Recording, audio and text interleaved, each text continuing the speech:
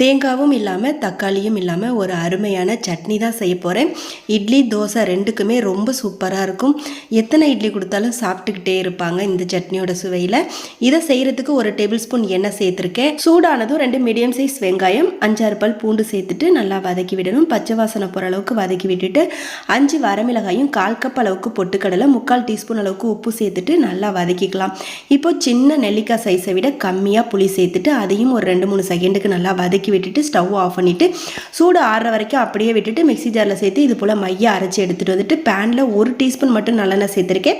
1/2 teaspoon கடுகு, 1/2 teaspoon உளுந்து, 1 வரமிளகாய், 1/4 டீஸ்பூன் பெருங்காயத்தூள் சேர்த்துட்டு நல்லா பொரிய விட்டுட்டு 1 கொத்து கருவேப்பிலை சேர்த்து அரைச்சி வச்ச சட்னியும் சேர்த்து தாராளமாக 1 கப் அளவுக்கு தண்ணி சேர்த்து கலந்து விட்டுட்டு ஸ்டவ் ஆஃப் பண்ணிட வேண்டியதான். ரொம்பவே அருமையான சட்னி ரெடி ஆகிடும். டேஸ்ட்டு ரொம்ப சூப்பராக இருக்கும். இட்லி தோசை எல்லாத்துக்குமே சூப்பராக இருக்கும். இந்த வீடியோ உங்களுக்கு பிடிச்சிருந்தா லைக் பண்ணுங்கள். நம்மளோட சேனலை சப்ஸ்கிரைப் பண்ணி வச்சு